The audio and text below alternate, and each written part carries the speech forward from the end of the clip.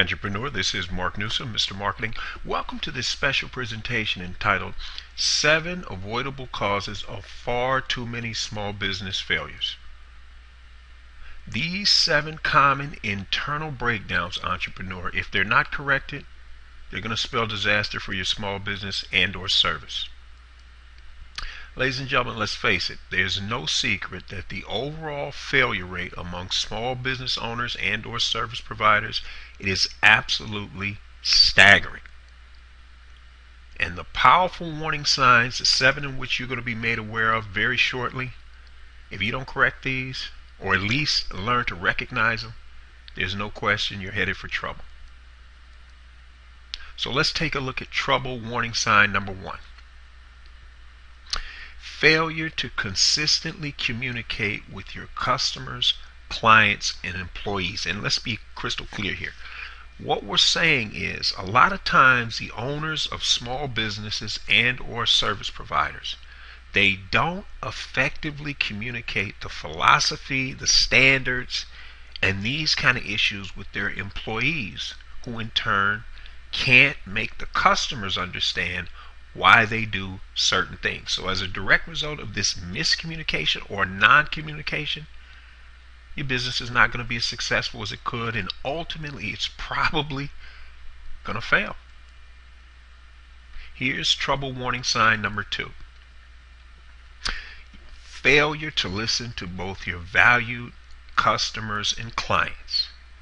For example, a customer makes you aware that, hey, you got a certain employee, when you talk to them on the phone or when you're there in person, they're rude or they're not helpful.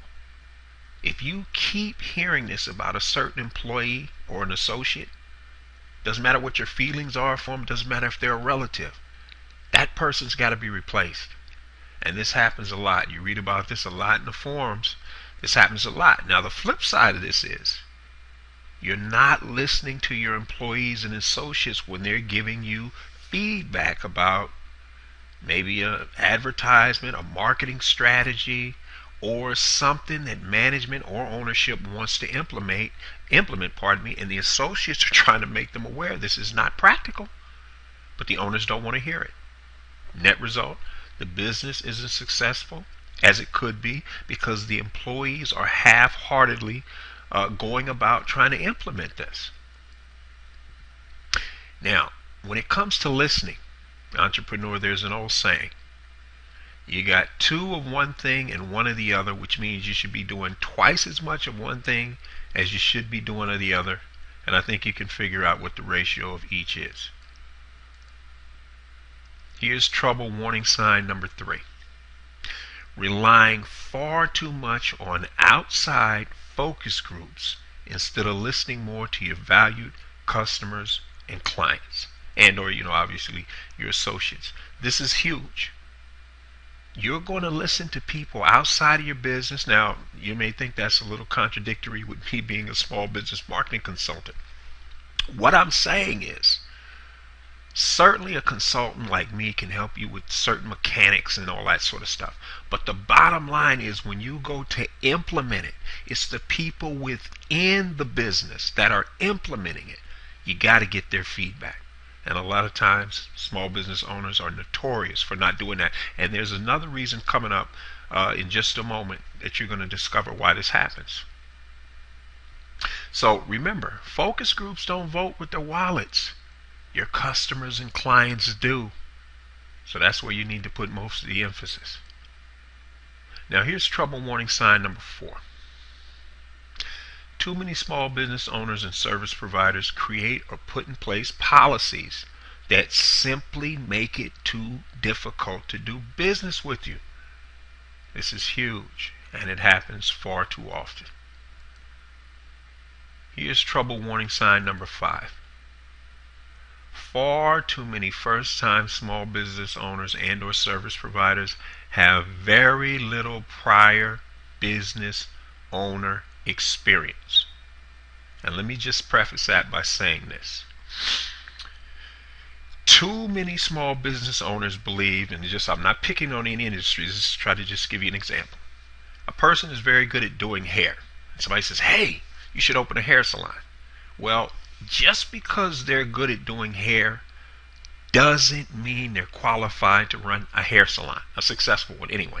Or to say it another way, just because you and I are licensed drivers, ladies and gentlemen, that does not mean we can drive a race car and make a living on the NASCAR circuit. You see the difference?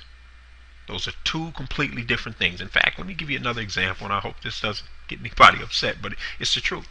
You see a lot of men and women that are very skilled at creating websites and blogs, maybe creating WordPress blogs, or they're very good with Dreamweaver. This is a real fancy piece of software. They can build a website, but they have no idea what it takes to run a successful online business, and or how to be a successful internet marketer, or how to market successfully using the internet. And let me give you an example of what I'm saying. You go to their website as opposed to a marketer's website, and here's what you'll see with the WordPress expert. They don't have an opt-in box, meaning it's a brochure. People come there and they leave. That internet marketer knows, hey, there's a very good chance 99%, if not 100% of the people who come to my website for the first time, they're not going to buy anything. They don't even know who you are yet. So they want to give them what you call an ethical bribe by getting them to leave their contact information in exchange for some free, valuable information that the web surfer hopefully came to the website to get initially, and then they'll start the follow-up process. Well, see, that person that builds websites doesn't understand that. They think because they know how to build a website, that automatically qualifies them to run an online business. Well, it doesn't. And this is what the reason why, and here's the other reason that kind of goes along with that, that compounds this problem. When people go into business for the first time with very little skill, guess what? They don't know how to hire the right type of people initially. Now, they'll learn if they succeed, but that learning curve is huge. Meanwhile, the business isn't flourishing. So that's huge. And ladies and gentlemen, I cannot tell you how many times this happens. Men and women are convinced that because they have a technical skill that a business like that would provide, that they automatically know how to run a business. You know, there's a book out, and I don't know if you're familiar with it, Michael Gerber, The E-Myth, and that's what he's talking about, the entrepreneurial myth, meaning not everybody is qualified and or has the temperament to be a business owner. Trouble warning sign number 6. Ladies and gentlemen, believe it or not, every small business and or service has a certain percentage, very small, of employees and or associates that are really closet entrepreneurs. And what this means is you have a chance to dramatically lower your upfront out-of-pocket costs, because you could put them on a variable compensation plan that eventually could go to 100% commission, performance only based compensation, because those employees are productive enough that they would make more money by being paid a percentage of the profit they'd help you produce, as opposed to paying them for 10 hours worth of salary and or hourly, being on the clock for that many number of hours.